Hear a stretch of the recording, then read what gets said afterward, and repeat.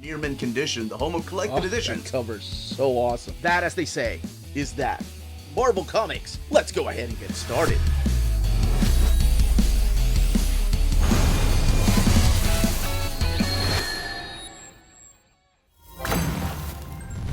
Happy Monday, all you minties. Uncanny Omar here from Near Mint Condition, the home of collected editions. And the Big G is finally here. Hey, I didn't coin that term. That was actually Dum Dum Dugan. But join me today for your advanced look at the Godzilla, the original Marvel Years Omnibus. So let's go ahead and get started.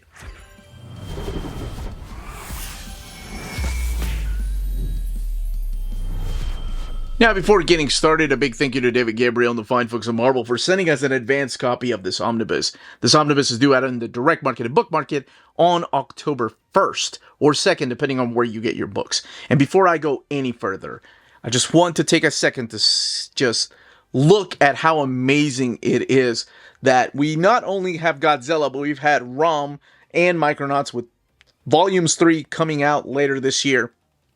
It's just a crazy time to be in the collected editions game. Like, we never thought these things would happen. As a matter of fact, I think the last Essential I held on to, and I gave away during, maybe it was 2 giveaways ago after announcing this, I held on to the Godzilla Essential because I didn't think we were ever going to get this, and here we finally are. So what we're looking at here is the direct market cover. This is the one by Herb Trimpe.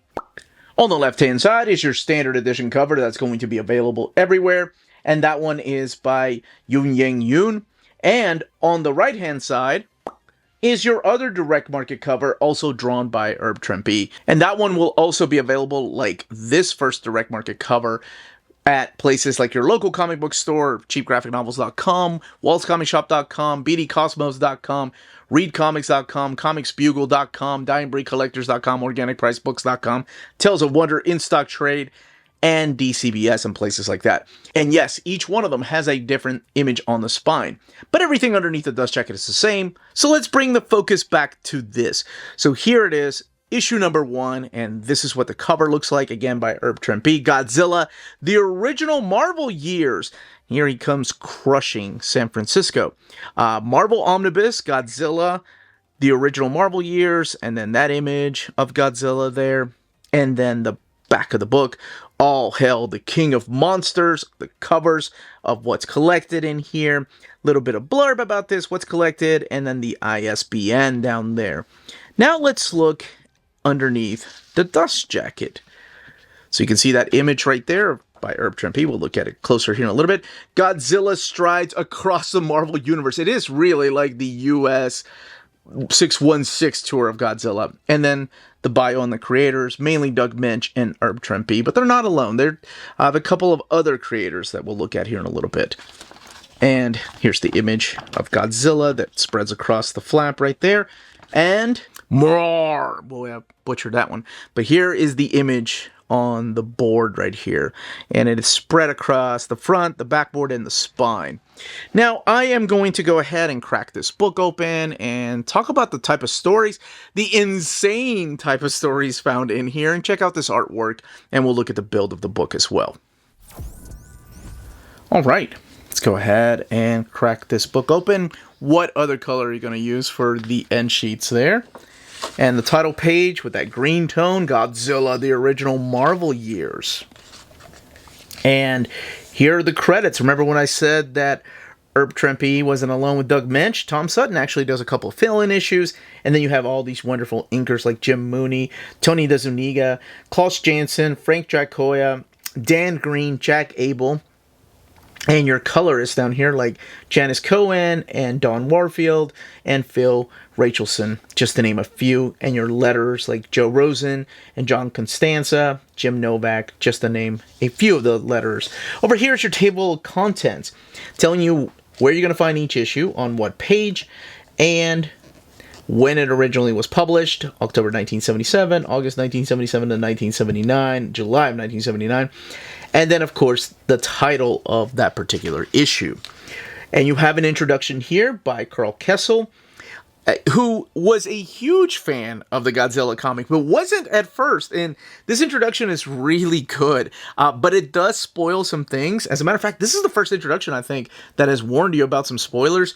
So he really wants you to read the comics first and then come back to the introduction so you can see exactly what he meant. So we kick it off with issue number 1. So this does contain Godzilla, King of Monsters, 1 through 24. The book has 440 pages and retails for $25. So what exactly is this about? What was happening? So a little bit of background, first of all. The background behind this is that this is during 1977 and 1979. And the popularity of the character of Godzilla wasn't at the highest during this time.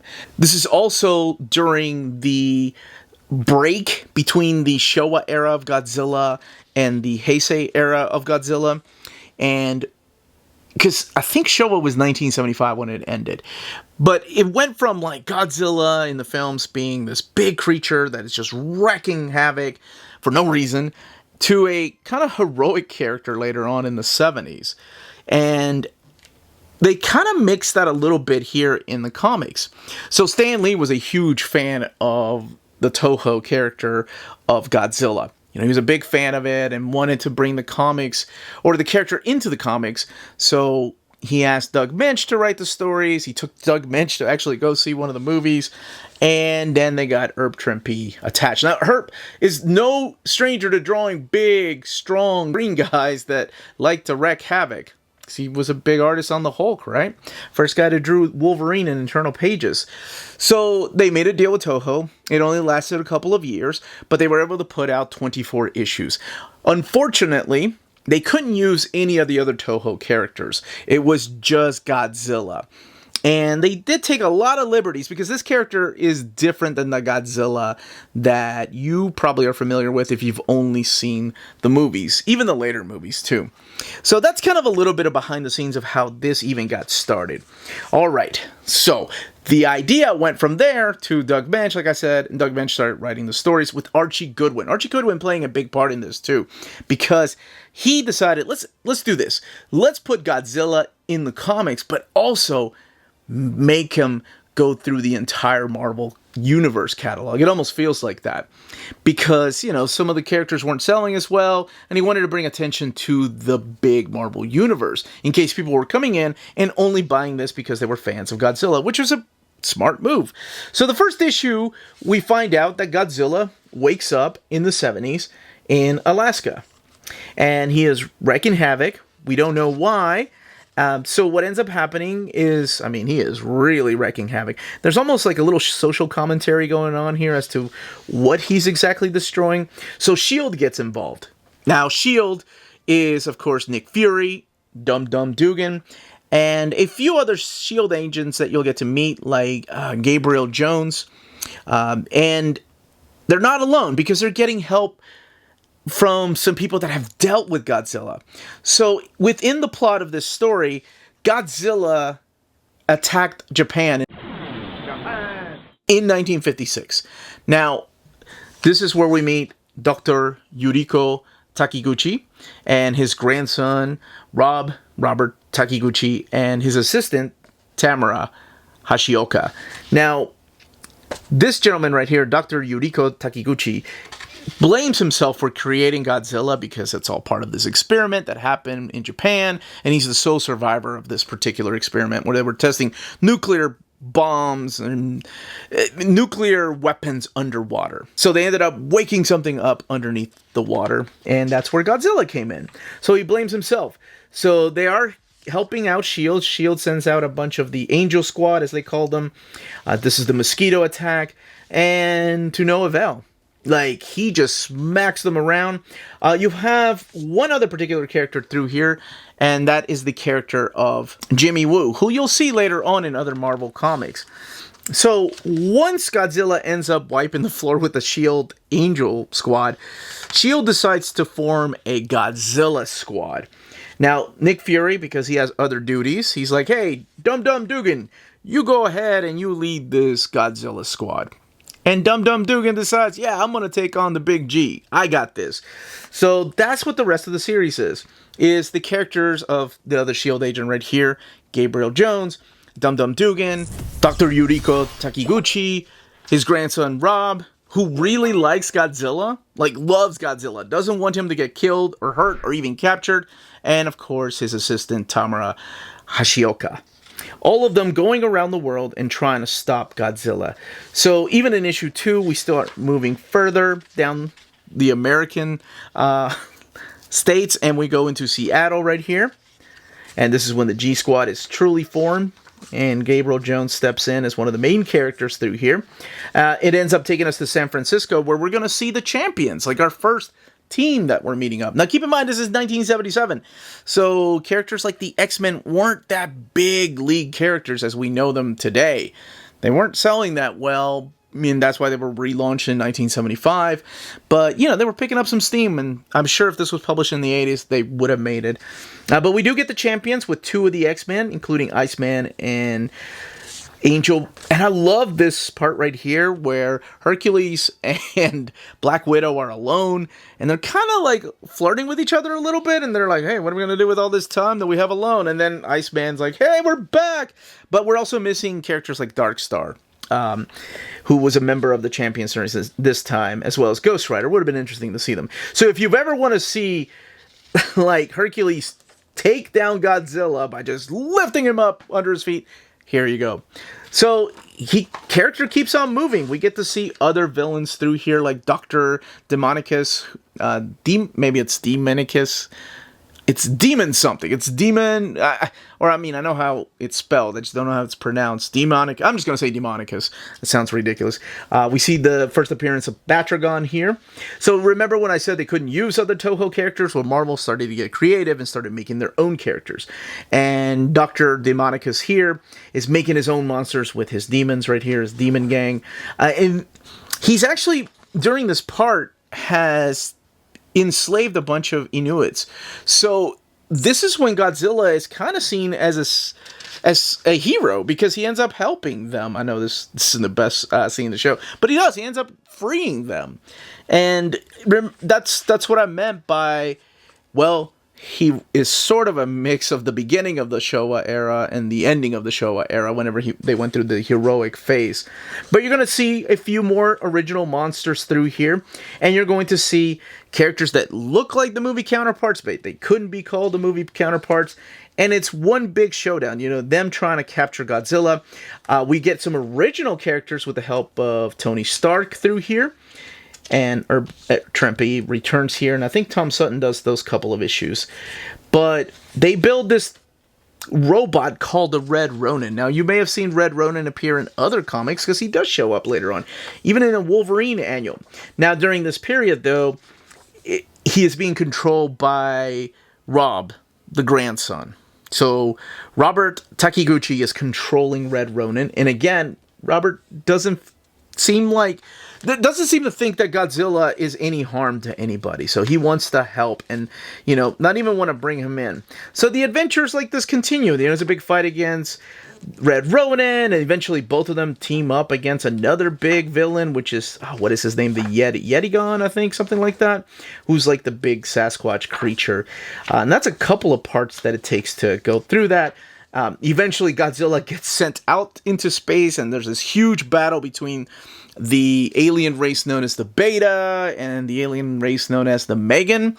And the Megan want to come and just capture a bunch of planets, including Earth. So Godzilla is sent back to Earth to protect it. And eventually it leads into Godzilla running into some cowboys for a couple of issues.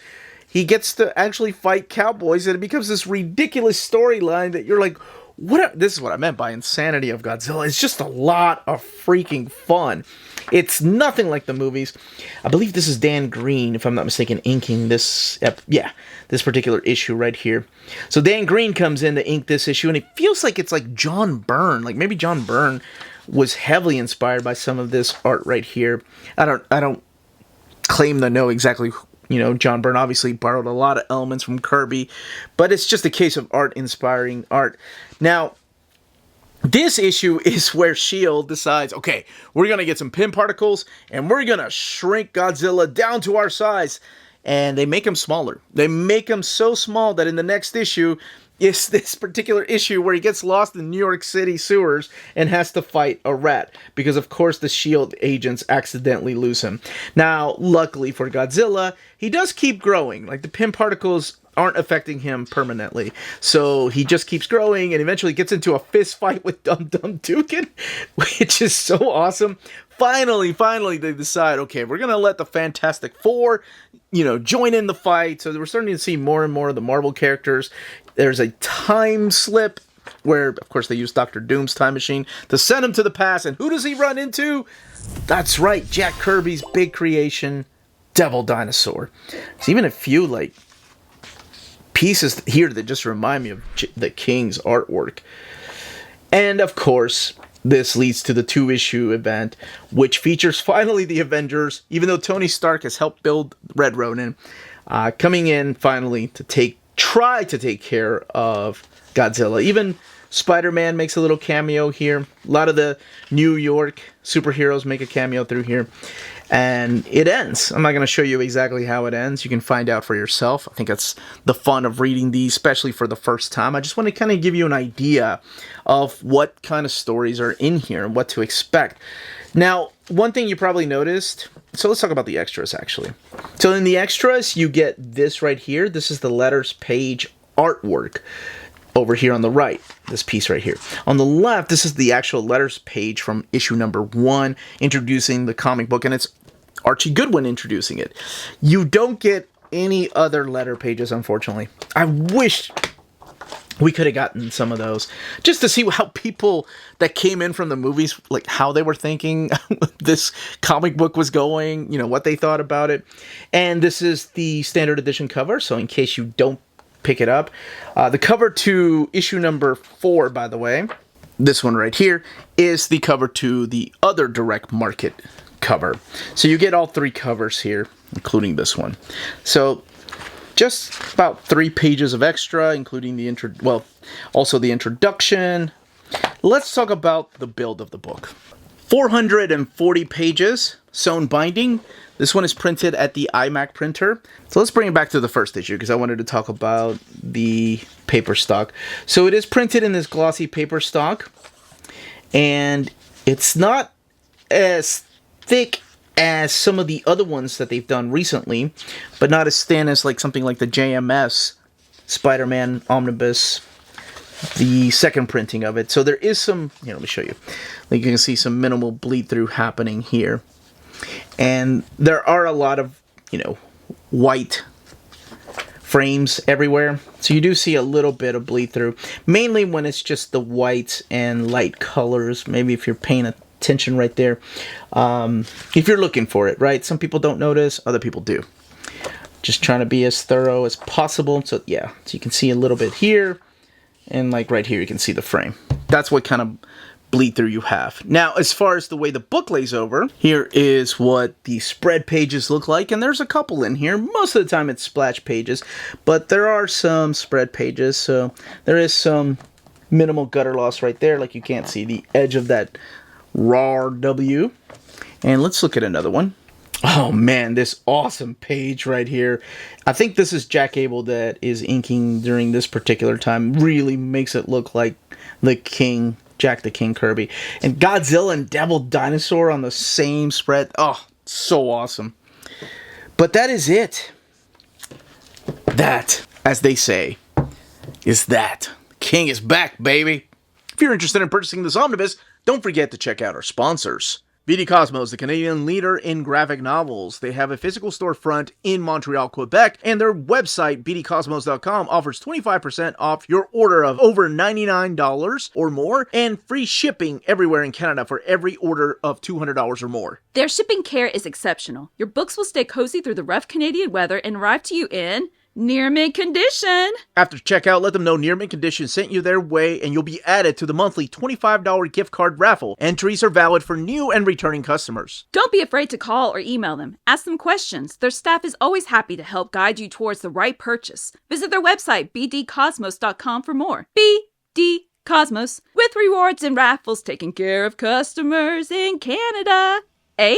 CheapGraphicNovels.com, your online home for graphic novels and collected editions up to 50% off cover price. They have excellent shipping and prompt and helpful service. Check out their bargain deals for up to 90% off cover price. And don't forget, the CGN also takes pre-orders. That way you don't miss out on the hottest releases. And they are currently running a special promotion for you Minties. If you're a first-time customer, after receiving your order confirmation email, reply back to that email and let them know Near Mint Condition sent you their way. They will then apply a free shipping promotional credit to your next order in the US. Cheap Graphic Novels, your source for the hottest books with the kind of deep discount, quality shipping, and customer service that will keep you coming back for more. And that was the content, the page count, and build of this book.